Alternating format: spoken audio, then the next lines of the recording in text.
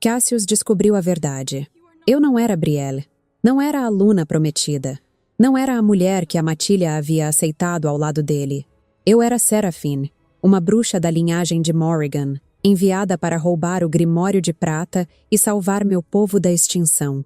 E agora, nas masmorras pessoais do Alfa, com prata queimando meus pulsos e minha magia silenciada, eu só tinha uma certeza. Cassius podia me executar antes do amanhecer, porque Cassius já sabia que eu era uma bruxa. Agora eu só precisava descobrir o que seria mais forte: a lealdade dele à Matilha, ou o amor proibido que nasceu entre nós. Se você perdeu o início dessa história e quer entender como chegamos a esse momento desesperador, o link da parte 1 está aparecendo agora na tela. Também deixei o link na descrição e fixado no primeiro comentário para facilitar para vocês. Recomendo muito assistir ao início para não perder nenhum detalhe desse romance. Anteriormente, na parte 1, para quem já está acompanhando, vamos relembrar como o destino nos trouxe até aqui. Eu me infiltrei na Matilha da Garra Negra com uma missão clara: roubar o Grimório de Prata e salvar meu povo da extinção. Sobrevivi à marcação, enganei os lobos e me fiz passar pela noiva do Alfa. Mas o que eu não esperava era o vínculo de alma. Entre mentiras e segredos, um sentimento real e impossível se teceu entre mim e Cassius. Na noite em que finalmente tentei pegar a relíquia, a ilusão se desfez. Cassius me viu como eu realmente sou e o mundo desmoronou em uma única palavra: bruxa. Mesmo assim, ele fez o impensável. Em vez de me entregar ao seu beta, ele escolheu me levar em silêncio para a escuridão dos corredores subterrâneos do castelo, para um interrogatório que nenhum de nós sabe como vai terminar. As masmorras pessoais do Alfa ficavam tão fundo no interior do castelo que eu não conseguia mais ouvir o vento. Cassius me conduziu por uma última escada em espiral, tão estreita que meus ombros roçavam as paredes de pedra úmida de ambos os lados. As tochas ficavam mais raras ali embaixo, e a luz delas dançava sobre o rosto dele em lampejos alaranjados que não revelavam nada do que ele estava pensando. A mão dele continuava firme sobre o meu braço, não machucando, mas sem nenhuma intenção de soltar. Chegamos a uma porta de ferro batido. Ele a abriu com uma chave que tirou de uma corrente no pescoço. Uma chave que, percebi com um aperto no peito, ele carregava junto ao corpo. Lá dentro, uma cela. Não uma cela imunda como as que eu imaginava. Era uma cela seca, de paredes de pedra limpa, com uma cama estreita em um canto e uma única tocha presa à parede. Mas o que me fez gelar não foi a cela. Foram as correntes, penduradas na parede do fundo, presas a argolas de ferro. Havia 2 correntes terminadas em algemas. E as algemas eram de prata. Prata pura. Eu parei na entrada. Cassius, eu disse. A prata? Eu sei o que a prata faz com você, disse ele. A voz dele saiu baixa, fria, controlada demais. E isso me apavorou mais do que qualquer explosão de fúria. Foi por isso que escolhi esta cela. Ele me puxou para dentro, levantou meus pulsos e, um a um, fechou as algemas de prata em torno deles. A dor foi imediata. No instante em que a prata tocou minha pele, eu senti toda a minha magia recuar para tão fundo dentro de mim que era como se ela tivesse deixado de existir. O acesso que eu sempre tive a ela, aquela presença constante, aquele calor adormecido sob o externo que toda tecelã carrega desde o nascimento, sumiu. Pela primeira vez na minha vida, eu estava completamente vazia de magia. Eu estava, pela primeira vez, apenas humana. Cassius recuou. Olhou para mim, acorrentada à parede dele, com os olhos púrpuros e o cabelo castanho que era o meu de verdade, sem nenhum traço de Brielle restando. Agora, disse ele, fale. O que você quer saber? Tudo. Comece pelo começo. Quem é você de verdade? Eu respirei fundo. E eu contei. Contei meu nome verdadeiro. Contei sobre a linhagem de Morrigan, sobre as 53 bruxas que restavam, refugiadas numa floresta que estava prestes a arder. Também falei sobre a Guerra de 70 anos, sobre os clãs irmãos reduzidos a cinzas, sobre minha prima Elowen com o pescoço cortado. Contei sobre o Círculo de Pedra, sobre as anciãs, sobre Maeve, mas eu não contei sobre Brielle. Não consegui. As palavras travaram na minha garganta, porque contar sobre Brielle significava contar que minhas próprias anciãs haviam mandado assassinar uma loba inocente para colher o sangue dela. E alguma parte de mim, alguma parte covarde e desesperada, ainda achava que, se eu omitisse aquilo, Cassius talvez não me odiasse tanto. E a loba? Perguntou ele. Eu congelei. Que loba? Brielle. A voz dele endureceu. A loba a quem eu fui prometido. Aquela de quem você roubou o cheiro e o rosto. Onde ela está? Eu abaixei os olhos. Olhe para mim quando eu falar com você, rosnou ele. Eu levantei os olhos e vi no rosto dele que ele já sabia, que ele já havia entendido, que ele só estava me dando a chance de dizer a verdade com a minha própria boca. Ela está morta, sussurrei. O silêncio que se seguiu foi o silêncio mais pesado que eu já havia suportado. Como? Disse Cassius. Não era pergunta, era exigência. Uma emboscada, na floresta de Hemlock. 3 dias antes de eu chegar aqui. Quem? Eu fechei os olhos. Minhas anciãs. A tocha estalou na parede. Quando eu abri os olhos, Cassius havia se virado de costas para mim. Os ombros dele subiam e desciam em respirações fundas. As mãos dele estavam fechadas em punhos tão apertados que eu via os tendões saltarem sob a pele. Vocês a mataram, disse ele ainda de costas. Mataram uma loba que nunca fez mal a ninguém, uma jovem de 19 anos. Vocês a mataram para colher o sangue dela, para que uma de vocês pudesse vestir a pele dela como se veste um casaco. Eu não sabia, eu disse. A minha voz tremia. Quando me deram o frasco, eu não sabia o que ele continha. Quando perguntei de onde tinham tirado o sangue, elas me mandaram não perguntar. Eu só entendi depois. E eu, Cassius, eu chorei por ela. Eu não a conhecia, mas eu chorei por ela, porque ela morreu por uma decisão que eu não tomei e que eu jamais teria tomado. Ele se virou, e o rosto dele estava molhado. Eu não esperava aquilo. Havia esperado fúria, havia esperado as presas, a violência, a morte, mas não havia esperado ver lágrimas correndo pelo rosto daquele alfa que, segundo todas as lendas, nunca havia chorado uma única vez na vida. Eu nunca a conheci, disse ele com a voz quebrada. Eu fui prometido a ela quando ela tinha 12 anos e eu tinha 17. Eu a vi uma vez, ao longe, num conselho entre matilhas. Eu não a amava, eu nem sequer a desejava. Mas ela era uma criatura viva, Serafine. Ela tinha uma família, ela tinha um futuro, e vocês a apagaram do mundo como se ela fosse nada. Eu não tinha resposta, porque ele estava certo. Eu sinto muito, sussurrei. Era inadequado, era insuficiente, mas era verdadeiro. Eu sinto muito, Cassius. Pela lua, eu sinto muito. Ele me olhou por um longo tempo, e então ele fez algo que me desarmou completamente. Enxugou o próprio rosto com as costas da mão, recompôs a expressão e disse em uma voz que tentava, e quase conseguia, soar fria de novo. O interrogatório acabou por esta noite. Cassius, você vai ficar aqui, acorrentada. Eu preciso pensar. O que você vai fazer comigo? Ele parou na porta da cela. Não se virou. Eu não sei, disse ele. E essa é a primeira vez em 11 anos como alfa que eu não sei o que fazer. E ele saiu. A porta de ferro fechou-se com um estrondo. A chave girou na fechadura. Os passos dele se afastaram pela escada em espiral.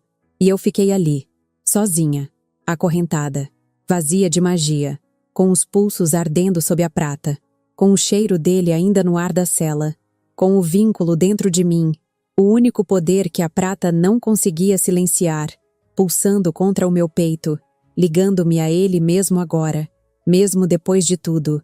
E eu chorei. Chorei por Brielle, que morreu por nada. Chorei por Elowen, com o pescoço cortado. Chorei pela minha mãe, morta quando eu tinha 4 anos. Chorei pelas 53 bruxas que dependiam de mim e que eu estava prestes a decepcionar. E chorei por Cassius, que havia chorado na minha frente e cujas lágrimas eu não conseguia tirar da cabeça. Eu não sei quantas horas se passaram. Ali embaixo, sem o vento, sem o sol, sem a lua, o tempo deixava de ter forma. A tocha na parede queimou baixo, depois mais baixo, até ficar uma brasa trêmula. Meus braços doíam, erguidos pelas correntes, e a dor já havia se espalhado pelos ombros, pelas costas, pelos ossos. A prata mantinha minha magia silenciada, e estar sem ela era pior do que eu podia explicar. Eu carregava o dom das tecelãs desde antes de saber andar, mas agora não havia nada. Só um vazio tão grande que parecia que tinham arrancado uma parte do meu corpo. Em algum momento, eu comecei a falar sozinha. Não sei por quê. Talvez para não enlouquecer no silêncio. Talvez porque, depois de uma vida inteira guardando segredos, finalmente não havia mais nada a guardar. O pior já estava feito. Cassius já sabia o que eu era. Já sabia o que minhas anciãs haviam feito. Já sabia que eu era uma completa mentira. Então eu falei.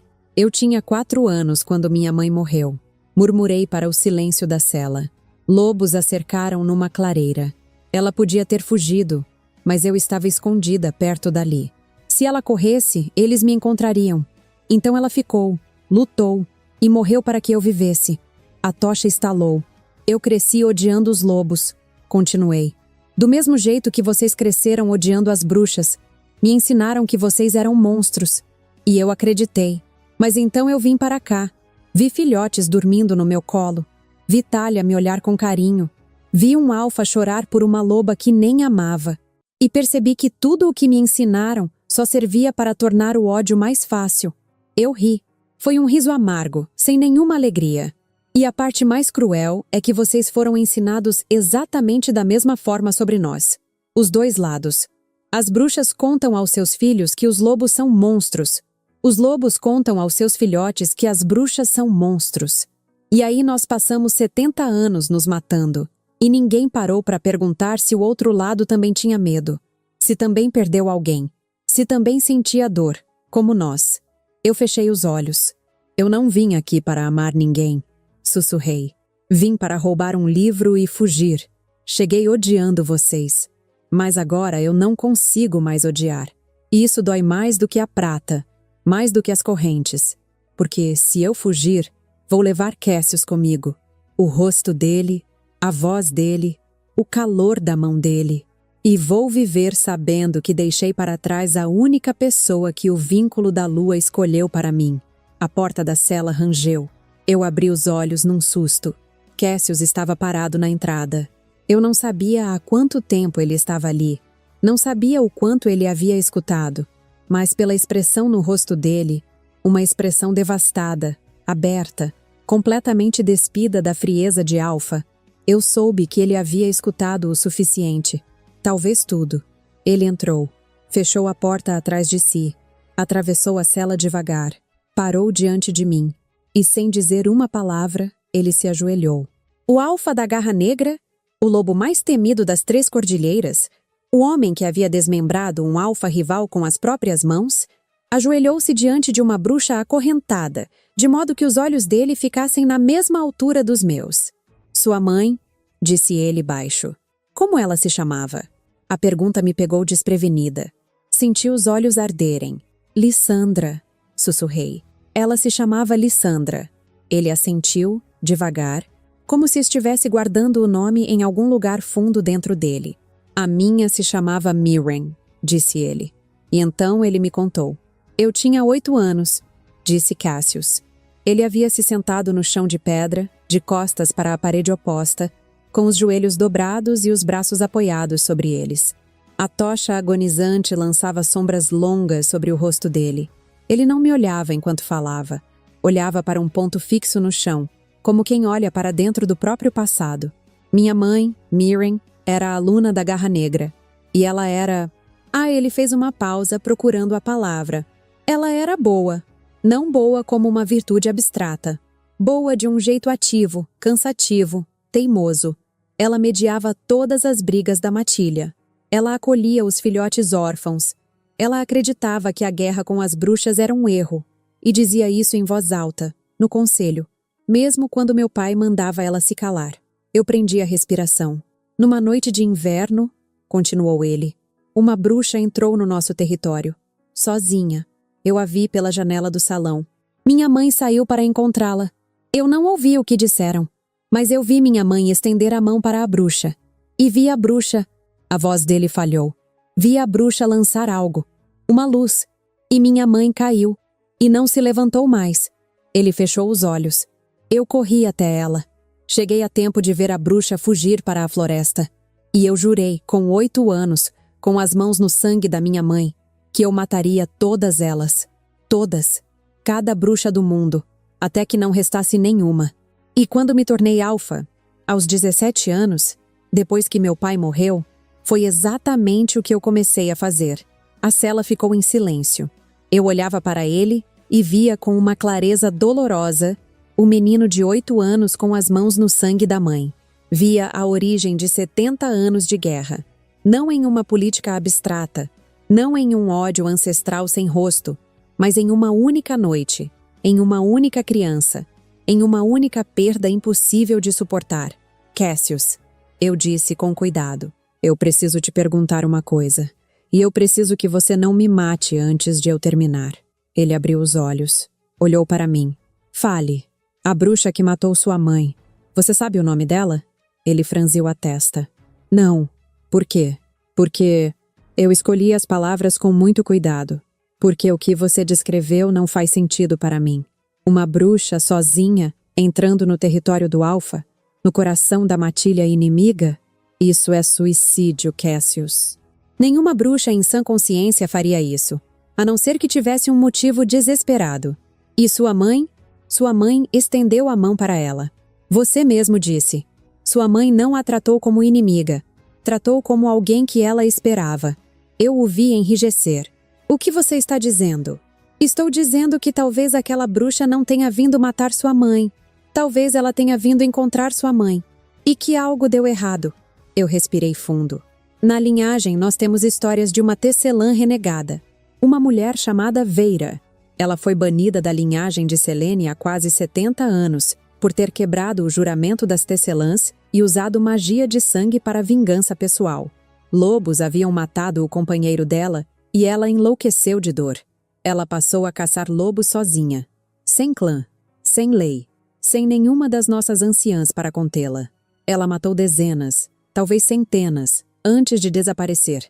E o pior é que cada lobo que ela matava fazia os lobos odiarem todas as bruxas um pouco mais. Mesmo as que nunca fizeram mal a ninguém. Cassius estava muito quieto. Você acha que foi ela, disse ele. Você acha que foi essa? Veira. Eu não sei, disse eu honestamente. Não posso saber. Mas eu sei que, se foi uma bruxa sozinha entrando no território, e se sua mãe a recebeu sem medo, então havia uma história ali que você, com 8 anos, não tinha como compreender. Talvez sua mãe estivesse ajudando bruxas em segredo. Talvez ela tivesse algum acordo com alguém da linhagem. Talvez Veira tenha vindo cobrar algo, ou avisar de algo, e a coisa tenha saído de controle. Eu não estou dizendo que sua mãe não foi morta por uma bruxa, Cassius. Ela foi. Isso é verdade e é terrível. Mas o que eu estou dizendo é, uma bruxa matou sua mãe. Não as bruxas. Não a minha linhagem. Não as 53 mulheres que estão prestes a morrer queimadas numa floresta. Não eu. Ele me olhou por um longo, longo tempo. E então ele se levantou. Caminhou até a parede oposta.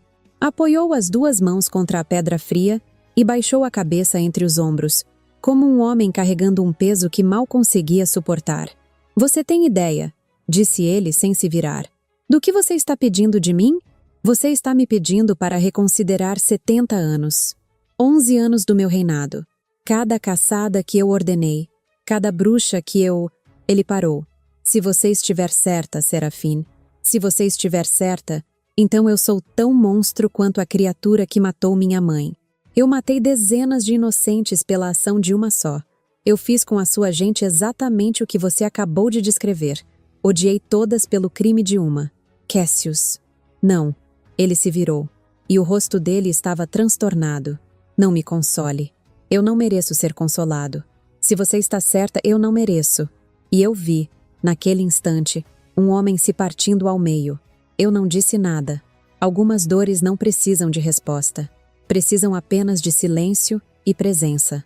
Então eu fiquei ali, vendo Cassius carregar o peso de 11 anos de escolhas que ele jamais poderia desfazer. Por um instante, pensei que aquele era o fundo, que dali em diante só poderíamos começar a subir. Mas eu ainda não conhecia Riven. Cassius passou os 2 dias seguintes me visitando em segredo. Ele vinha sempre à mesma hora. Eu aprendi a reconhecer pela mudança no ar, pela forma como o vínculo dentro de mim acelerava minutos antes de eu ouvir os passos dele na escada. Trazia comida, pão escuro, queijo, às vezes carne. Trazia água fresca.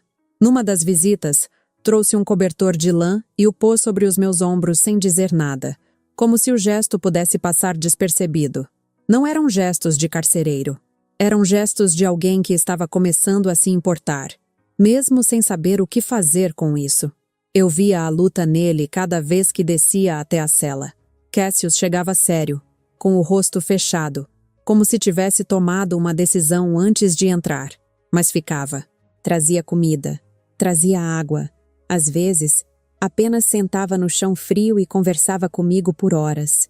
Ele me perguntava sobre a linhagem, sobre os feitiços das tecelãs, sobre como era crescer numa floresta cercada por mulheres que costuravam destinos em teares de pedra. E eu perguntava sobre a matilha, sobre os filhotes, sobre como era carregar 180 vidas nos ombros desde os 17 anos. Falávamos também de Mirren, a mãe dele, a Luna que acreditava que a guerra era um erro, e do pai que a mandava se calar sempre que ela tentava dizer isso em voz alta. A cada conversa, Cassius parecia menos um alfa tentando me interrogar, e mais um homem tentando entender quem ele ainda podia ser. Numa das noites, ele me perguntou por que eu havia cantado para os filhotes. Porque foi o único recurso que me veio. Admiti. Eu entrei naquela sala, e o menor deles rosnou para mim, e eu entrei em pânico.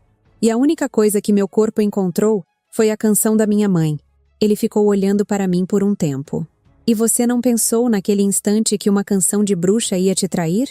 Pensei. E cantei assim mesmo. Às vezes o instinto é mais rápido que o medo. Algo no rosto dele mudou. Não era um sorriso, mas quase.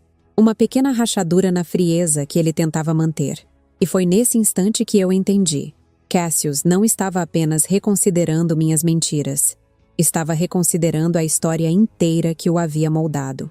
A cada visita, a parede entre nós ficava mais fina. Mas no terceiro dia, ele desceu com o rosto fechado.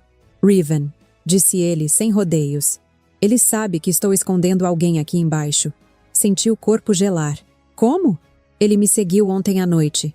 Não chegou até a cela, mas chegou perto o bastante para sentir o cheiro. Cassius passou a mão pelo cabelo. Um gesto de frustração que eu nunca o tinha visto fazer. Ele me confrontou esta manhã. Perguntou diretamente quem eu estava mantendo nas masmorras pessoais. Eu disse que era uma espiã de uma matilha rival, capturada na fronteira, que eu estava interrogando em segredo para não causar pânico. Ele acreditou? Não. Cassius me olhou. Riven não confia em nada que não consiga sentir por si mesmo. E ele sentiu a sua magia, Serafim. Naquela noite, na biblioteca, ele sabe que havia uma tecelã no castelo. Só ainda não sabe que essa tecelã é você. O silêncio entre nós ficou pesado. Ele vai descobrir, disse eu. É só questão de tempo. Eu sei. E quando ele descobrir, vai contar a matilha. E a matilha vai exigir minha morte. E vai exigir a sua deposição por tê-la escondido. Eu sei, repetiu ele. Ele se aproximou. Ajoelhou-se diante de mim como fizera na primeira noite. E pela primeira vez desde que me prendera, ele tocou meu rosto. Os dedos dele afastaram uma mecha de cabelo da minha testa. Devagar, como se precisasse ter certeza de que era real antes de se permitir o gesto. Eu vou te soltar, disse ele. Eu prendi a respiração. O quê? Esta noite. Eu vou tirar as correntes. Vou te dar suprimentos. Um manto. Uma rota pela passagem subterrânea que leva para fora da muralha leste. Vou te dar tempo até o amanhecer antes de descobrir que a prisioneira escapou. Ele engoliu em seco. Você vai voltar para a sua linhagem. Vai dizer às suas anciãs que falhou. E vai viver. E o Grimório? O Grimório fica. A voz dele endureceu por um instante. Eu não posso te entregar uma arma capaz de destruir o meu povo, Serafine. Nem mesmo por você. Ele respirou fundo, como se aquelas palavras doessem. Mas posso te dar a vida. Posso te deixar ir. E posso jurar, pela memória da minha mãe, que vou suspender as caçadas.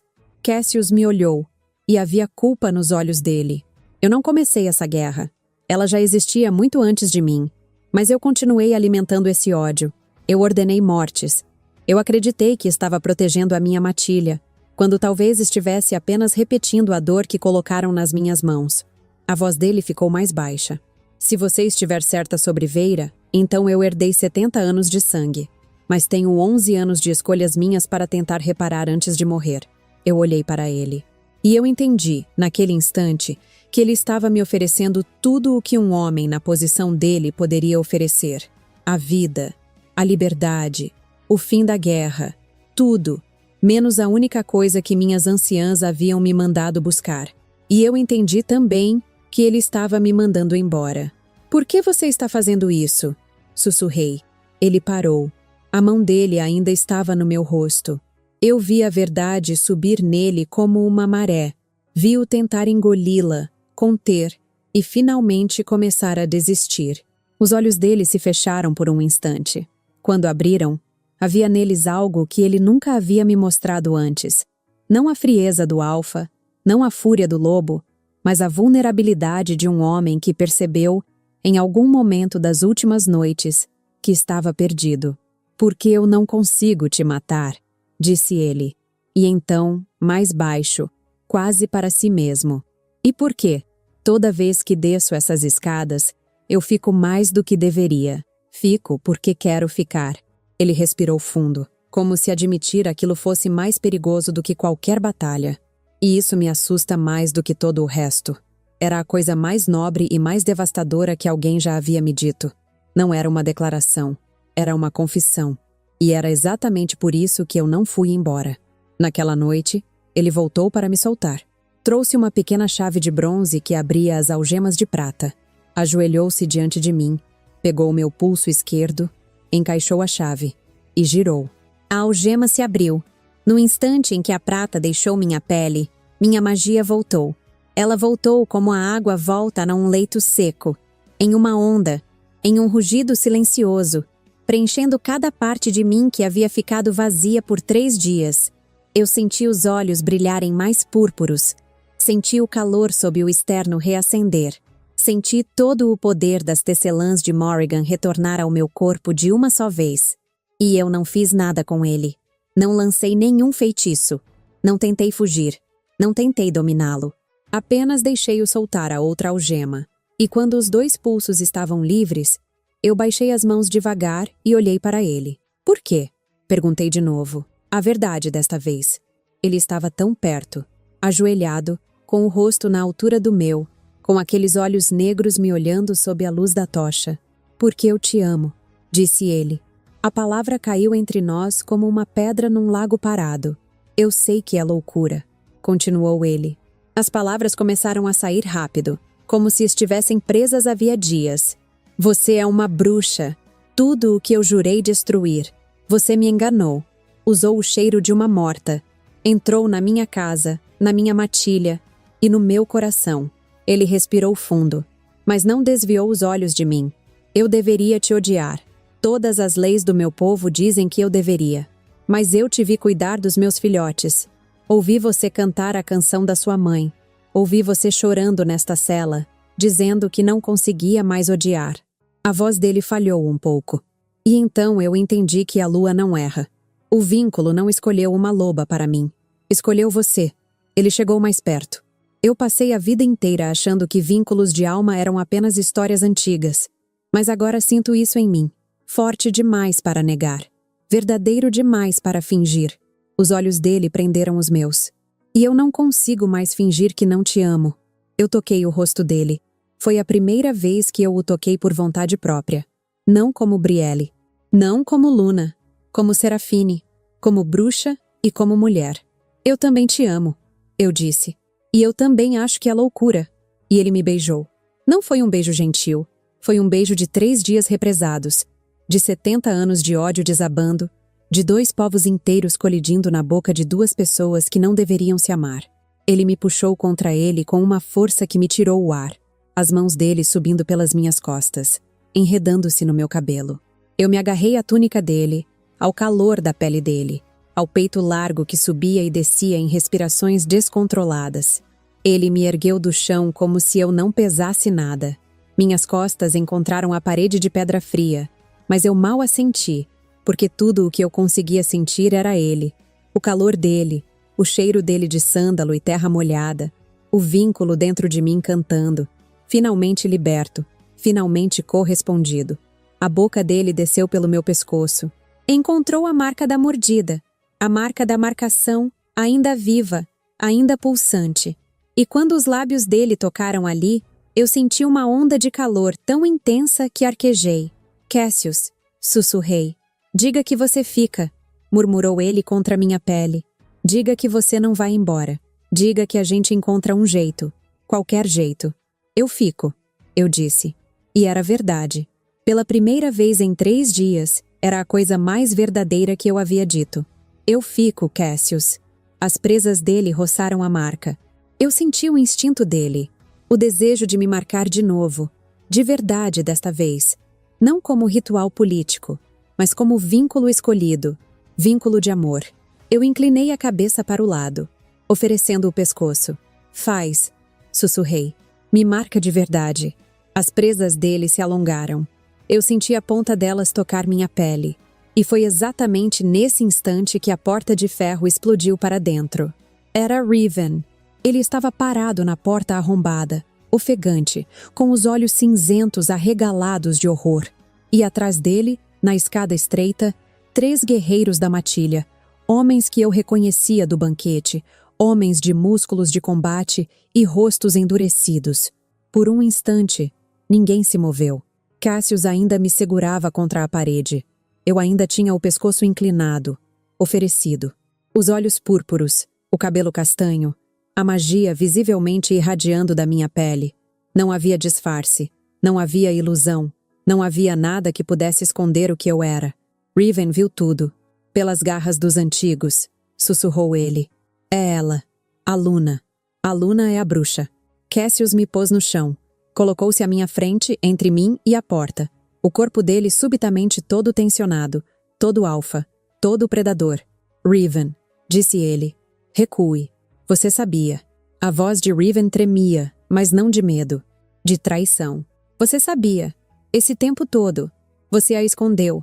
Você a protegeu. Cassius, ela é uma tecelã. Ela enganou a matilha inteira. Ela bebeu a taça do trono. Ela dormiu com os nossos filhotes. E você sabia. Eu mandei você recuar. Não! Rugiu Riven. Eu não vou recuar. Eu sou o beta da Garra Negra. E o meu juramento é com a matilha, não com um alfa que perdeu a cabeça por uma bruxa. Você acha que eu não percebi? Desde o primeiro dia? O cheiro errado, a prata, os olhos? Eu avisei você, Cassius. E você escolheu ela. Você escolheu a inimiga do nosso povo acima do seu próprio sangue. Os 3 guerreiros desembainharam as espadas. Leve-a para o salão, ordenou Riven a eles. Convoque a matilha. Toda ela. Os lobos têm o direito de ver o que a Luna deles realmente é. Riven, disse Cassius, e havia um aviso mortal na voz dele. Não faça isso. Já está feito. E os guerreiros avançaram. Eles me arrastaram para o salão dos guerreiros. Cassius não lutou contra eles. Não ali. Não naquele corredor estreito onde qualquer movimento em falso poderia ter me matado no meio do tumulto. Mas eu vi o cálculo nos olhos dele. Vi-o medindo, pesando, procurando a saída. E vi também o desespero crescente quando ele percebeu que não havia saída fácil. Riven havia jogado a única cartada que um beta podia jogar contra um alfa. Havia transformado um segredo em um julgamento público. O salão se encheu rápido. 180 lobos, arrancados do sono, reunindo-se sob as vigas altas em meio a murmúrios crescentes. As tochas foram acesas uma a uma, e a luz revelou os rostos, confusos, assustados, indignados. As anciãs vieram. As mães vieram, segurando os filhotes sonolentos. Talia veio, e quando ela me viu de verdade, com os olhos púrpuros e o cabelo castanho. Eu vi o rosto dela se desfazer em uma expressão de tamanha mágoa que doeu mais que as algemas de prata. Eu fui forçada a me ajoelhar no centro do salão. Os guerreiros prenderam meus pulsos atrás das costas com cordas trançadas com fios de prata. Fios finos, mas suficientes para queimar minha magia até a brasa, para mantê-la silenciada. A dor era constante. O cheiro da minha própria pele queimando subia fino até o meu nariz. Riven postou-se diante da matilha. "Garra Negra!" bradou ele. "Olhem para a mulher que vocês chamaram de Luna. Olhem para os olhos dela, para o cabelo dela. Esta é uma tecelã da linhagem de Morrigan. Uma bruxa. Ela matou a verdadeira Brielle do Vale de Prata, vestiu a pele dela e se infiltrou entre nós para roubar o grimório de prata do tesouro do Alfa. E o nosso Alfa." Riven virou-se para Cassius, que estava em pé na borda do estrado. "O nosso Alfa descobriu, e a escondeu, e a protegeu. E há instantes, nas masmorras, ele estava prestes a marcá-la novamente, de livre vontade, mesmo sabendo de tudo." O salão explodiu. Rugidos, rosnados, gritos de traição e morte à bruxa. Alguns lobos avançaram em minha direção e foram contidos por outros. O caos tomou conta do espaço como fogo em palha seca. "Silêncio!" A voz de Cassius cortou o tumulto como uma lâmina, e o salão silenciou, porque no fim das contas, ele ainda era o Alfa, e a voz do Alfa ainda comandava cada lobo presente. Cassius desceu do estrado, caminhou até o centro do salão, parou ao lado de Riven, de frente para a matilha, comigo ajoelhada entre eles. "O que Riven diz é verdade", disse Cassius. Um murmúrio percorreu o salão. "Ela é uma tecelã. O nome dela é Serafine, da linhagem de Morrigan. Ela veio até nós sob um disfarce para roubar o grimório, e eu descobri quem ela era há 3 dias, e a escondi. Tudo isso é verdade." "Então execute-a!" gritou um dos guerreiros. "A lei é clara. Toda bruxa que pisa em nosso território morre. Ela enganou a matilha inteira. Não há julgamento a fazer." "A lei é clara", concordou Riven. Ele sacou do cinto uma adaga ritual. Uma adaga curva de prata escurecida. A empunhadura entalhada com runas. Da mesma classe da que havia sido usada na minha marcação. Ele a estendeu para Cassius, com o cabo à frente. "Como Alfa, é seu o direito e o dever de executar a traidora. Aqui, agora, diante de toda a matilha. Prove que o seu juramento ainda é com a Garra Negra. Prove que a bruxa não corrompeu o Alfa que nós seguimos." Cassius olhou para a adaga, olhou para Riven, olhou para mim, e o salão inteiro prendeu a respiração. Eu olhei para ele de baixo, ajoelhada, com os pulsos queimando, com o cabelo caindo sobre o rosto. E eu vi a posição impossível em que ele estava. Se ele recusasse a adaga, seria deposto na hora. E deposto, não poderia me proteger de nada. E nós dois morreríamos ali mesmo. Se ele aceitasse a adaga e me matasse, ele viveria. A matilha sobreviveria. A ordem seria mantida. A escolha lógica era óbvia. E eu não queria que ele carregasse o peso dela. "Cassius", eu disse baixo, para que só ele ouvisse. "Eu entendo. São 180 vidas. A sua matilha. O povo que depende de você. Eu sempre soube que essa missão talvez não tivesse volta. Senti as lágrimas caírem, mas mantive a voz firme. Talvez ninguém entenda o que aconteceu entre nós." Sussurrei. "Talvez, para eles, eu seja apenas a bruxa que traiu a matilha." Respirei fundo, tentando segurar as lágrimas. "Mas você vai saber a verdade. Vai saber que eu não morri te odiando." Meus olhos ficaram presos nos dele. Eu não pedi que ele me matasse, mas eu lhe dei a liberdade de fazer o que precisasse fazer, porque era a única coisa que eu ainda podia dar. Eu vi o rosto dele se contorcer, e ele pegou a adaga. A matilha rugiu em aprovação. Riven recuou um passo, sentindo alívio e algo parecido com triunfo. Cassius caminhou até mim, ergueu a adaga. A lâmina curva brilhou à luz das tochas. Eu fechei os olhos. Ofereci o pescoço pela 3ª vez naquela história. Primeiro para a marcação, depois para o amor. E agora para o que quer que fosse. E esperei. E a adaga não veio. Ouvi, em vez disso, um som molhado. Um arquejar abafado. O baque surdo de um corpo caindo. Eu abri os olhos. Riven estava ajoelhado no chão de pedra com as 2 mãos apertadas contra a garganta. Entre os dedos dele, o sangue jorrava escuro, rápido, em pulsos. Os olhos cinzentos dele estavam arregalados em puro espanto, fixos em Cassius, como se nem mesmo no momento da própria morte ele conseguisse acreditar no que havia acontecido.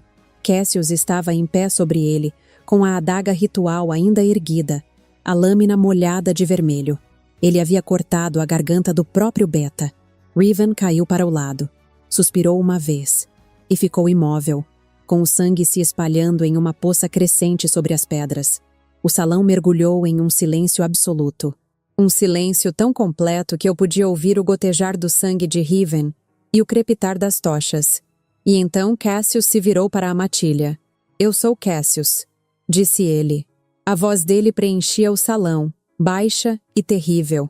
Alfa da Garra Negra, filho de Miren, a Luna que acreditava que a guerra com as bruxas era um erro e que foi calada por dizê-lo em voz alta. Vocês me viram crescer. Vocês me viram tornar-me alfa aos 17 anos sobre o cadáver do meu pai. Vocês me seguiram por 11 anos. E nesses 11 anos, eu nunca, nem uma única vez, levantei a lâmina contra um membro desta matilha. Ele largou a adaga. Ela tiniu contra a pedra. Até agora, ele caminhou até mim. E diante de 180 lobos paralisados, ajoelhou-se e cortou as cordas dos meus pulsos com as próprias garras. A prata caiu. Minha magia despertou dentro de mim, rápida e intensa. "Esta é Seraphine", disse ele, sem se levantar, com uma das mãos sobre o meu ombro, encarando a matilha de baixo. "E ela é minha Luna, não a loba a quem eu fui prometido por política, não a fêmea cujo cheiro ela usou. Ela, a Tecelã, a bruxa, a mulher que o vínculo da lua escolheu para mim, contra toda a lei, contra todo o ódio, contra 70 anos de sangue. A lua não erra, Garra Negra. A lua nunca erra. E se a lua me deu uma bruxa como Luna, então talvez a lua esteja tentando nos dizer algo que nós nos recusamos a ouvir há 70 anos. Ele se levantou, puxou-me para cima junto com ele, e me segurou contra o seu lado. Riven morreu porque escolheu a guerra, disse Cassius. Eu escolho o fim dela. Qualquer um que duvide disso, qualquer um que ache que o seu alfa enlouqueceu, que a bruxa o enfeitiçou, que a lei antiga vale mais que a vontade da lua, pode vir até mim, agora. E nós resolveremos como alfas resolvem. Ninguém se moveu. 180 lobos olhavam para o beta morto no chão, para o alfa em pé com a bruxa ao lado, e para o sangue se espalhando lentamente sobre a pedra. E eu vi, naquele silêncio, a matilha fazer a conta que matilhas fazem. Cassius era o lobo mais forte das 3 cordilheiras. Cassius havia acabado de matar o segundo lobo mais forte sem hesitar. Desafiá-lo era a morte. O silêncio que tomou o salão agora era diferente. Não havia mais gritos. Não havia protestos. Mas também não havia aceitação. Era um silêncio pesado, cheio de medo. Todos ali tinham entendido uma coisa. Desafiar Cassius naquele momento significava cair onde Riven havia caído. Bram foi o primeiro a se ajoelhar. O lobo de barba ruiva, cujo irmão havia morrido anos antes numa caçada contra a linhagem de Hecate, dobrou o joelho devagar, mas manteve os olhos no chão, os punhos fechados, o rosto tenso de uma raiva que ainda não sabia para onde ir. Depois dele, outros fizeram o mesmo. Não todos. 3 anciãs permaneceram em pé, de braços cruzados, olhando para mim como se eu ainda fosse uma ameaça dentro da casa delas. Cassius não as forçou, e talvez tenha sido isso que me fez entender melhor o tipo de alfa que ele estava tentando se tornar. Quando Cassius me ergueu nos braços para deixar o salão, eu olhei para trás. Vi os joelhos dobrados, mas também vi os rostos duros dos que continuavam de pé. E naquele instante, eu soube que a parte mais difícil não tinha terminado. Na verdade, estava apenas começando. Cassius me levou de volta aos aposentos do Alfa. Não disse nada durante todo o caminho. Os braços dele estavam firmes ao meu redor, mas eu sentia, através do vínculo, o tremor que ele não deixava chegar às mãos. Quando chegamos ao quarto, ele me pôs sobre a cama com uma delicadeza absurda e ajoelhou-se diante de mim para examinar os meus pulsos queimados pela prata. E foi aí que ele desmoronou. Não em lágrimas, dessa vez. Em silêncio. Os ombros largos dele caíram. A cabeça dele baixou até repousar no meu colo, e ele ficou assim, ajoelhado no chão, com o rosto escondido contra as minhas pernas, com as mãos segurando as minhas como se eu fosse a única coisa impedindo-o de afundar no chão de pedra. Eu matei Riven, disse ele com a voz abafada. Eu o conheço desde os 6 anos de idade. Ele caçou ao meu lado por 20 anos. Ele segurou a minha mão quando o meu pai morreu. Ele era meu irmão, Serafine. Em tudo, menos no sangue. E eu cortei a garganta dele para salvar uma mulher que entrou na minha vida há poucos dias mentindo sobre tudo o que era. Eu pousei a mão no cabelo dele. A pior parte, continuou ele, é que eu faria de novo. Eu sei que faria. E eu não sei o que isso diz sobre mim. Riven estava certo, em tudo o que disse. Você enganou a Matilha. Você usou o corpo de Brielle. Você veio roubar de nós.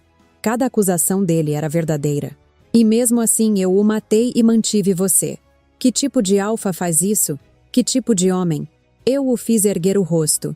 Segurei-o entre as minhas mãos de verdade, calejadas do tear, que eu nunca mais precisaria disfarçar. Um homem que escolheu o fim de uma guerra em vez da continuação dela. Eu disse. Riven não morreu porque amava a Matilha. A Matilha eu também aprendi a amar, em poucos dias, mais do que pensei ser capaz. Riven morreu porque preferia que a guerra continuasse a admitir que 70 anos de ódio podiam ter sido um erro. Ele teve a mesma escolha que você teve. E ele escolheu o ódio. Você escolheu outra coisa. Isso não te torna fraco.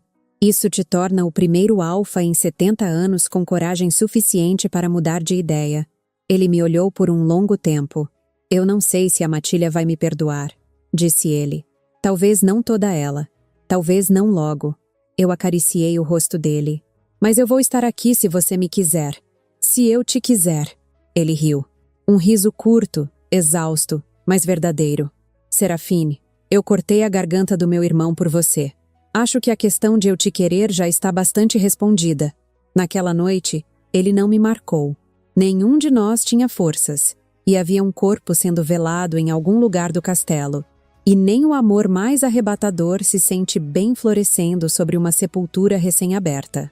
Em vez disso, ele deitou-se ao meu lado, vestido, e me puxou contra o peito dele, e nós ficamos assim, 2 sobreviventes de 2 povos em guerra, respirando no escuro, deixando o vínculo fazer o trabalho silencioso de nos costurar um ao outro fio a fio.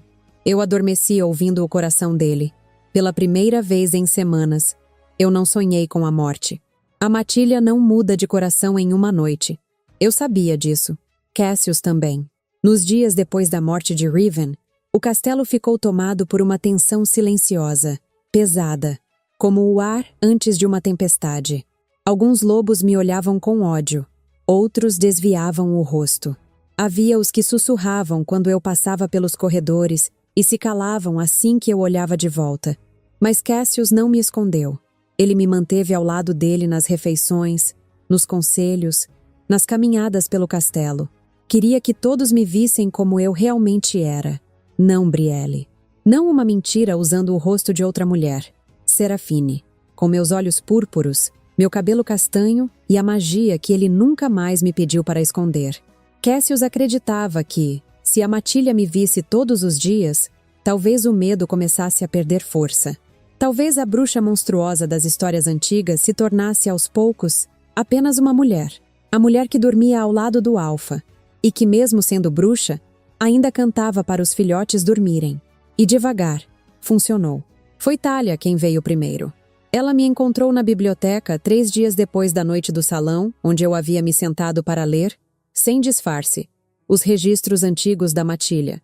Ela parou na porta, hesitou, e então disse, com a voz baixa, a canção, a que a senhora cantou para os filhotes. Ela engoliu em seco. Era uma canção de bruxa? Era, admiti. Era uma canção que a minha mãe me ensinou. Uma canção de ninar das tecelãs. Thalia ficou quieta por um momento. Os filhotes dormiram, disse ela depois de um silêncio. Eu estava lá. Thalia respirou fundo, como se ainda estivesse tentando aceitar aquilo. A senhora cantou uma canção de bruxa, e os nossos filhotes dormiram em paz no seu colo. Ela ergueu os olhos para mim. Monstros não fazem isso, minha Luna. Então ela se curvou. Foi uma reverência pequena, hesitante, quase tímida, mas era verdadeira. Foi a primeira. Mas nem todos fizeram o mesmo que Talia. Haviam-se passado quase 2 semanas desde a noite do salão, quando eu desci sozinha à cozinha do castelo buscar água, e encontrei 3 guerreiros me esperando no corredor.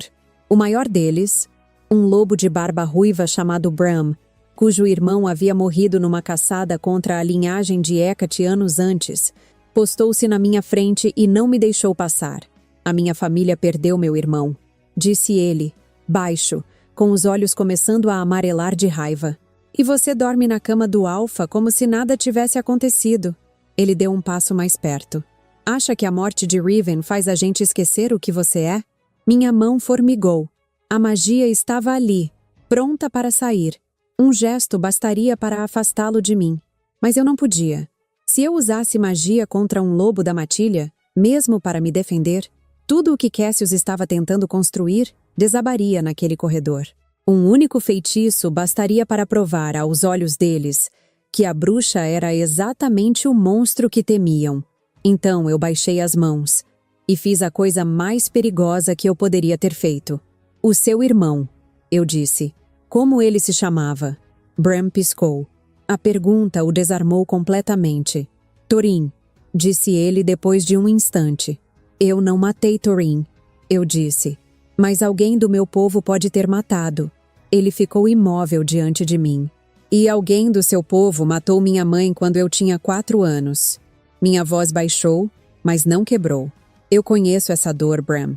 Conheço o espaço que uma pessoa deixa quando é arrancada da nossa vida. E passei anos querendo fazer um lobo pagar por isso. Do mesmo jeito que você quer que eu pague agora. Dei um passo à frente, em vez de recuar. Se precisa me ferir para tentar aliviar essa dor, então faça. Mas eu preciso te dizer uma coisa. Isso não vai curar você. O corredor ficou em silêncio. Bram me encarou por um longo tempo. Os punhos dele tremiam ao lado do corpo, fechados com tanta força que pareciam doer. Então, devagar, ele abriu as mãos. Não fez reverência. Não pediu desculpas. Não disse que me aceitava. Apenas saiu, levando os outros 2 guerreiros com ele. Não foi perdão, foi uma trégua. Mas nem todos aceitaram aquela nova paz, por menor que ela ainda fosse. Nos meses seguintes, 7 lobos deixaram a matilha. Alguns partiram sozinhos. Outros levaram suas famílias. Cassius não tentou impedir ninguém. Apenas garantiu que todos saíssem com suprimentos, cavalos descansados e uma escolta segura até a fronteira. Vão em paz, disse ele a cada um. E, se um dia mudarem de ideia, os portões da Garra Negra ainda estarão abertos. 2 voltaram no ano seguinte. Os outros 5 não. E Cassius carregou essas partidas em silêncio, como mais um preço da paz que havia escolhido. Depois de Bram, as coisas ficaram um pouco menos difíceis. Nunca fáceis, mas menos impossíveis. Semanas depois, veio Edric, um lobo idoso que havia perdido a esposa na guerra 30 anos antes. Ele me procurou numa tarde, segurando o chapéu com as 2 mãos, como se tivesse vergonha do próprio pedido. A magia das tecelãs consegue honrar os mortos? Perguntou ele, quase sem me olhar. Consegue fazer uma lembrança do Hermenos? Eu não prometi cura. Algumas perdas não se curam. Mas teci para ele um fio de lembrança. Um pequeno encantamento de luto que as tecelãs usavam para guardar os mortos, sem deixar que a saudade destruísse os vivos. Quando terminei, Edric chorou diante de mim.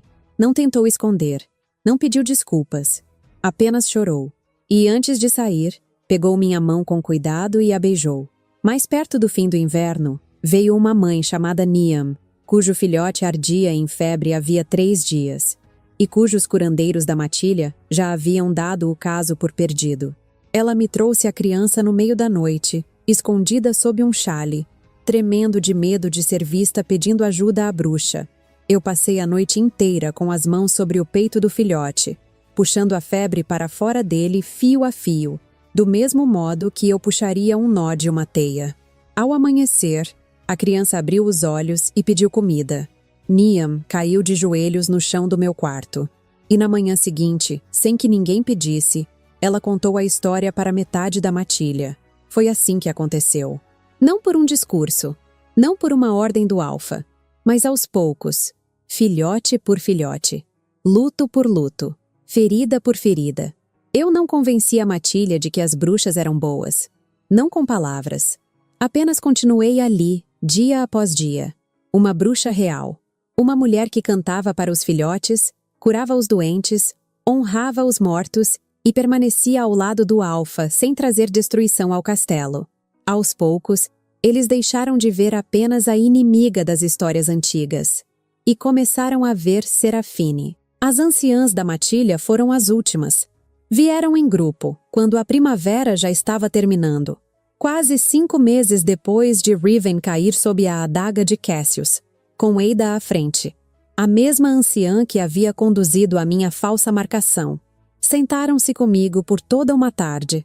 Fizeram perguntas afiadas sobre a linhagem, sobre os meus poderes, sobre as minhas intenções.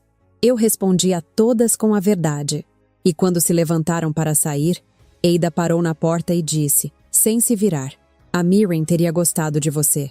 A mãe de Cassius, a Luna que acreditava que a guerra era um erro, foi o maior elogio que qualquer lobo da Garra Negra me fez. A matilha não mudou de coração em uma noite, mas mudou.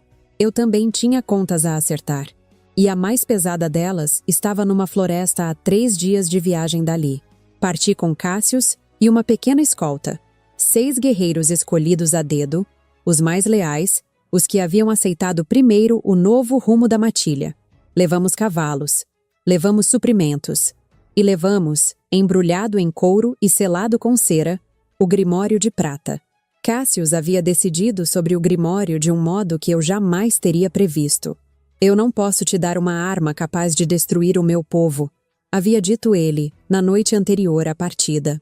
Mas eu também não posso continuar segurando a relíquia mais sagrada do seu povo como troféu de uma guerra que eu mesmo estou tentando terminar. Então eu não vou fazer nem uma coisa nem outra. Nós vamos levá-lo de volta à sua linhagem, juntos. E vamos exigir, na frente das suas anciãs, que o feitiço mãe, o feitiço que pode destruir os lobos, seja apagado do livro para sempre, tecido para fora da existência. Se a sua magia pode fiar o destino, Serafine, então ela pode desfiar uma única página. Era uma sabedoria que me deixou sem palavras. Ele não estava nem confiscando nem entregando o Grimório. Estava propondo desarmá-lo, tirar dele a única coisa que o tornava perigoso e devolver o resto ao povo a quem pertencia. Chegamos a Mirwood ao entardecer do 3º dia. A floresta ainda estava de pé. As 53 bruxas ainda estavam vivas. E quando eu entrei no círculo de pedras com um alfa-lobo ao meu lado e 6 guerreiros atrás de mim, o pânico que tomou conta da linhagem foi total. Mas eu ergui as mãos. Parem! Gritei. Ele veio em paz. Eu juro pela memória da minha mãe. Ele veio em paz. E elas pararam. Porque eu era Serafine, a última tecelã forte da linhagem. E a minha voz ainda tinha peso entre elas. Maeve veio. Minha avó atravessou o círculo devagar, com o cabelo branco solto sobre os ombros, com o rosto envelhecido mais ainda nos dias em que eu estivera fora. Ela olhou para mim, olhou para Cassius, olhou para o embrulho de couro nas mãos do guerreiro atrás de mim, e seus olhos se arregalaram ao reconhecer a forma do Grimório. Você conseguiu, sussurrou ela. Serafine, você conseguiu. Você trouxe o Grimório. Eu trouxe a verdade. Eu falei. O Grimório é só uma parte dela. E então eu olhei para a minha avó, para a mulher que me criara, que me amara, que eu amara a vida inteira, e fiz a pergunta mais difícil que eu já havia feito. Brielle do Vale de Prata, disse eu. A loba cujo sangue você me deu para beber. Conte a todas, agora em voz alta, diante de toda a linhagem, como vocês conseguiram aquele sangue. O círculo ficou em silêncio. Maeve empalideceu. Serafine, este não é o lugar. É exatamente o lugar, eu disse. A minha voz tremia, mas não recuou. Vocês me mandaram para a morte certa. Vocês me fizeram beber o sangue de uma jovem inocente sem me contar que ela havia sido assassinada por ordem de vocês. Vocês usaram o meu amor pela linhagem para me transformar, sem o meu consentimento, em cúmplice de um assassinato. E eu preciso que todas saibam.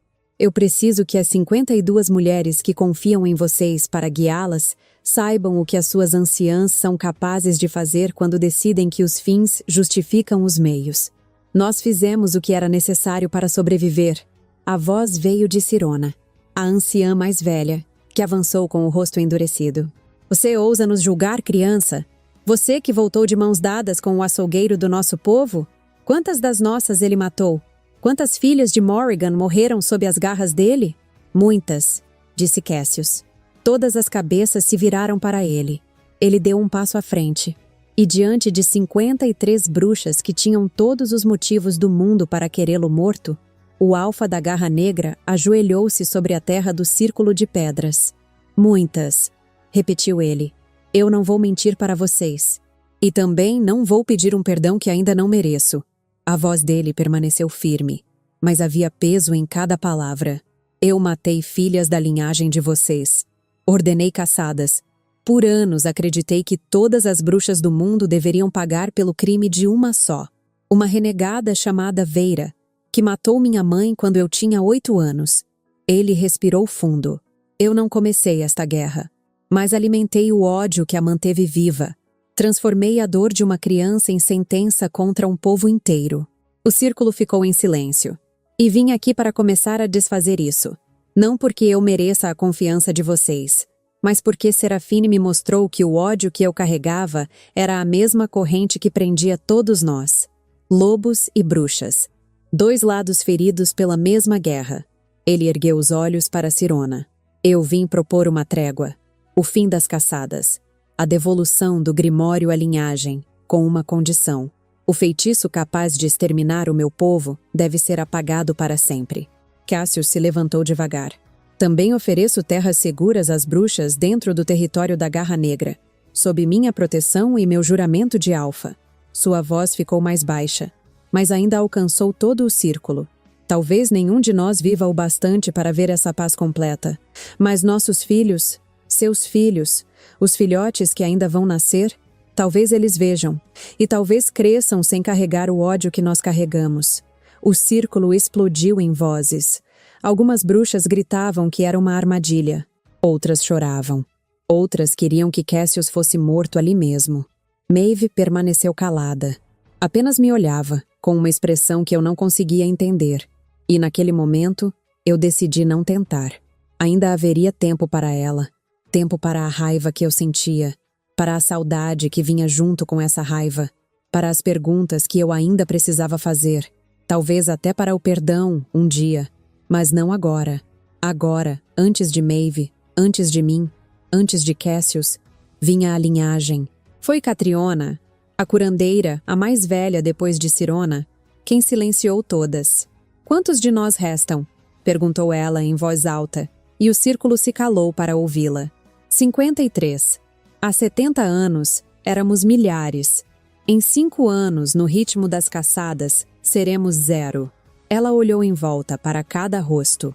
Vocês querem morrer com a honra do ódio intacto? Ou querem que as nossas netas vivam? Porque essas são as escolhas. Não há uma terceira. Eu sou velha demais para mentir para mim mesma sobre isso. E o silêncio que se seguiu foi a resposta. A trégua não foi selada naquela noite. Mas antes da paz com a linhagem, havia outro povo a quem Cassius precisava prestar contas. O Vale de Prata. Ele mandou buscar o corpo de Brielle na floresta de Hemlock. Os batedores a encontraram quase intacta, preservada pelas primeiras geadas, e a trouxeram envolvida em peles brancas, sobre uma maca puxada por 2 cavalos negros. Naquela noite, Cassius se trancou na biblioteca e escreveu pessoalmente ao Alfa Matias. Contou tudo. A emboscada, o feitiço, a impostora, o vínculo, o julgamento no salão, a morte de Riven. Não pediu perdão, apenas confessou, do início ao fim, e ofereceu qualquer reparação que o Vale de Prata exigisse. A escolta partiu ao amanhecer, levando o corpo de Brielle, a carta e 3 guerreiros da Garra Negra como reféns voluntários. Era um costume antigo entre lobos. Uma garantia de que o Alfa se colocava sob a misericórdia do clã ofendido. A resposta veio 10 dias depois. Não veio com exigência de morte. Não veio com declaração de guerra. Veio em um pequeno pergaminho, selado com cera vermelha. A caligrafia tremia em alguns pontos, como se a mão que escrevia tivesse chorado sobre a página. Que a trégua entre Garra Negra e Morrigan inclua também o Vale de Prata, ou que não exista trégua alguma. Brielle será sepultada sob a árvore mãe do nosso vale. Vocês não serão convidados ao funeral, mas, se o sangue dela puder servir para impedir que mais sangue seja derramado, então assinem a paz. Assinem por ela, e não nos peçam mais nada por uma geração. A carta estava assinada por Lyra, Luna do Vale de Prata, mãe de Brielle. Cassius leu aquelas palavras 3 vezes. Depois, guardou o pergaminho em uma caixa de carvalho, junto da adaga ritual com que havia matado Riven.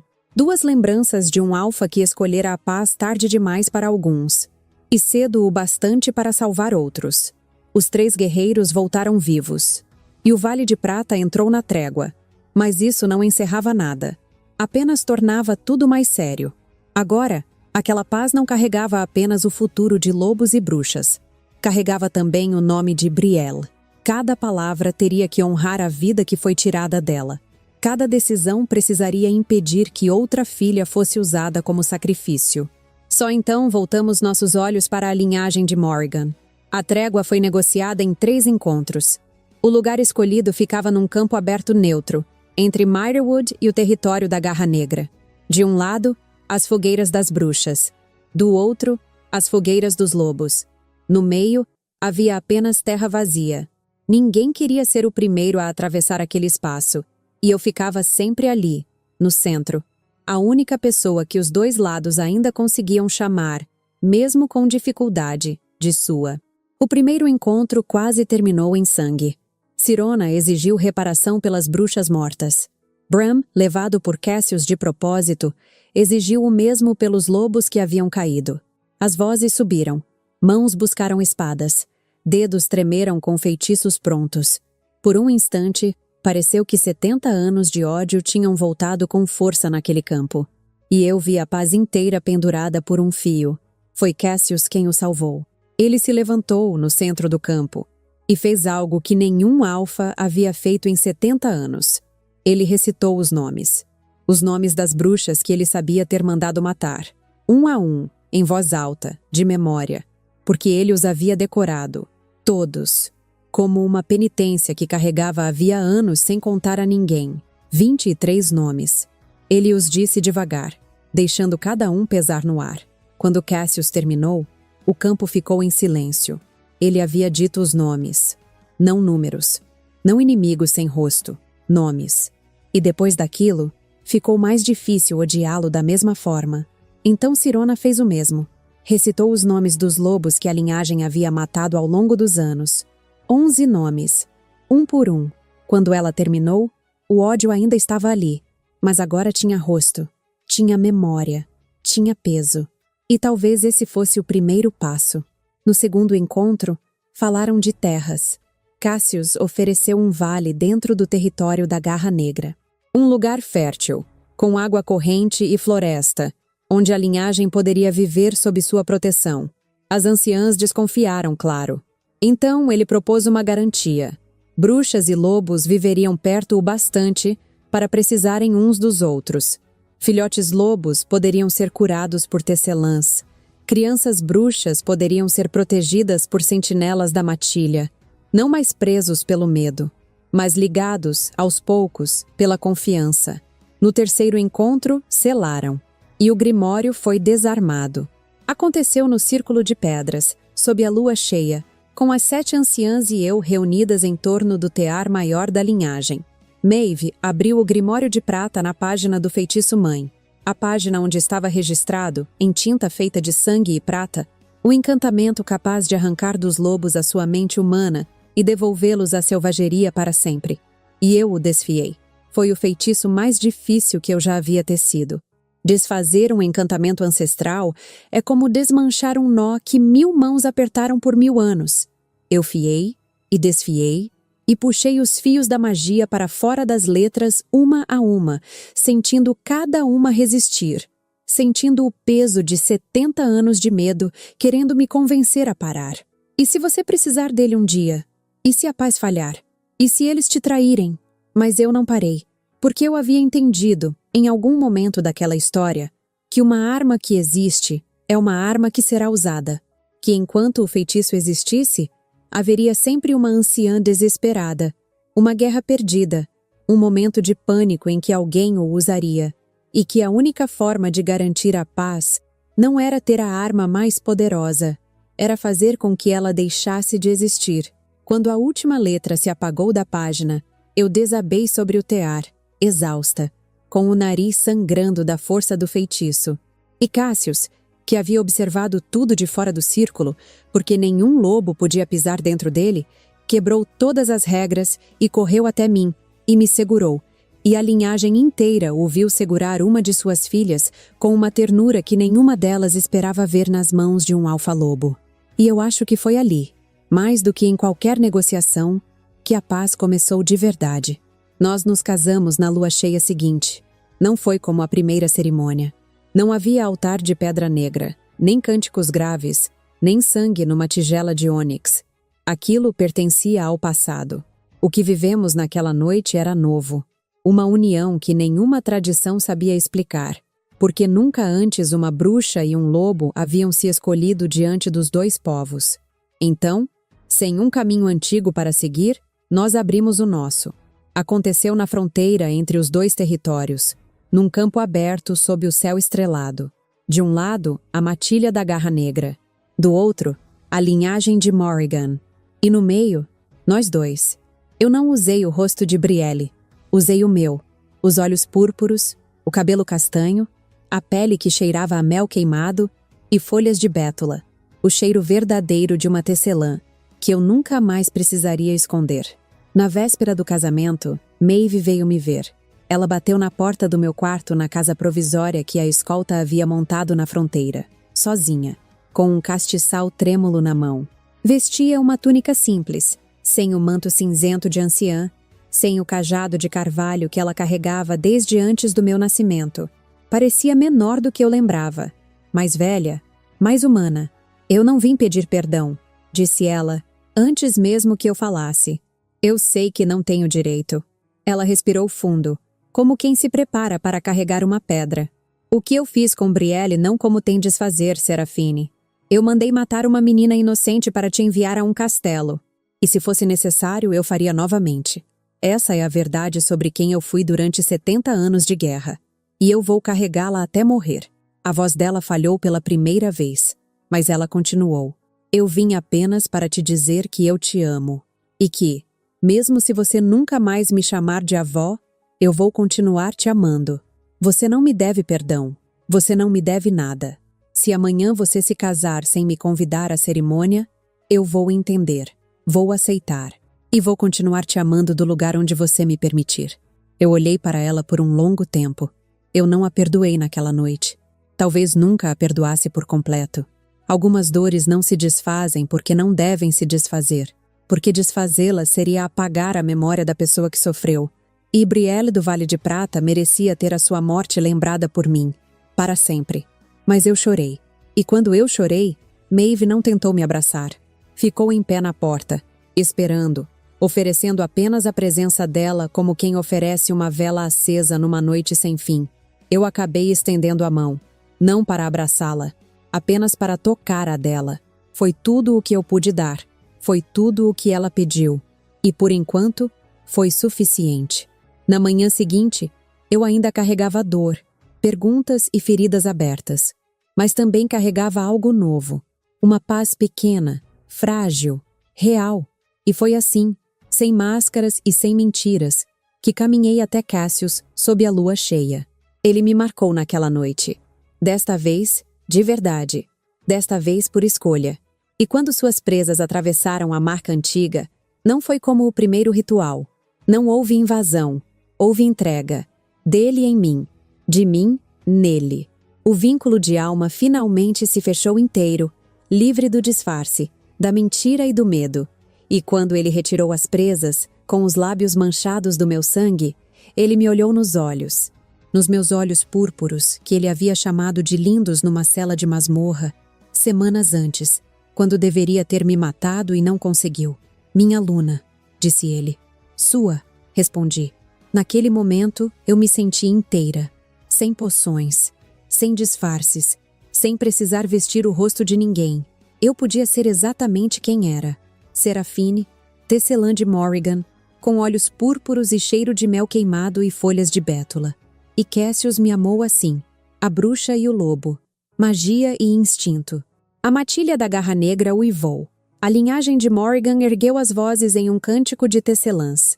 E os dois sons, o uivo dos lobos e o canto das bruxas, se encontraram no ar da noite. E pela primeira vez em 70 anos, em vez de se chocarem como inimigos, eles se entrelaçaram, como dois fios no mesmo tear, como duas metades da mesma canção. Eu olhei para Cassius. Ele olhou para mim. Eu o beijei. E ali, no campo entre os dois territórios, sob a lua cheia, com o uivo dos lobos e o canto das bruxas se entrelaçando sobre nós, eu finalmente me senti completa, amada. Cassius era meu alfa, meu vínculo, minha escolha, e eu era sua Luna, não por sangue, por escolha. Se esta história tocou o seu coração, inscreva-se no canal para acompanhar mais romances sombrios, mágicos e emocionantes como este. Ative também o sino de notificações para não perder os próximos audiolivros completos. E agora me conta nos comentários. Em algum momento você acreditou que Cassius realmente mataria Serafine no salão? Deixe o seu like, compartilhe com quem ama histórias de lobos, bruxas, vínculos proibidos e amores impossíveis. E nos vemos na próxima história.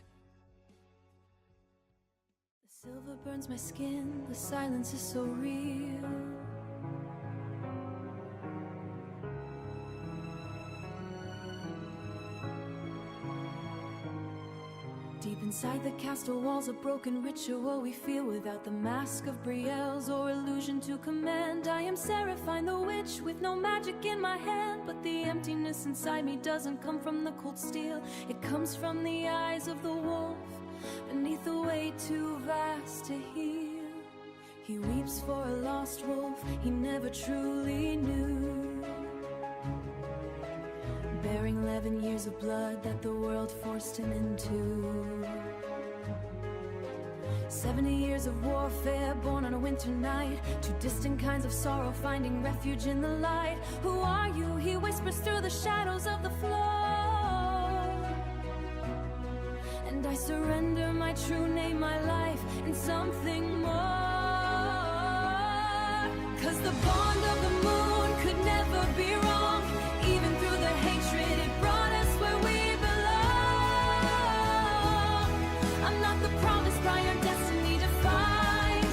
The echo of your howl with my holy song entwined.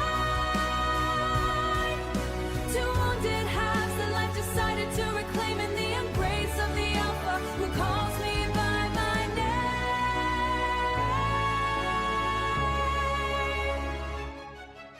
The iron door exploded, the secret came to light. Riven cries out for blood, I am facing my last night. Kneeling in the center hall beneath the predator's gaze. He raises up the dagger in a dark, judgmental daze. He raises up the dagger in a dark, judgmental daze. I whisper, I understand, go save your people now. But his blade was never meant to make my spirit bow. The traitor fell down in a pool of deepest red. He cuts away my silver ropes, he digs the new decree. She is my true Luna, the witch who set me free. In front of 1,000 crows and the fear that still remained. Love just on the ancient book that history had said. 'Cause the bond of the moon could never be wrong. Even through the hatred, it brought us where we belong. I'm not the promised bride, our destiny defined. The echo of your howl with my holy song entwined. Two wounded halves that life decided to reclaim in the embrace of the Alpha. Exactly as should be.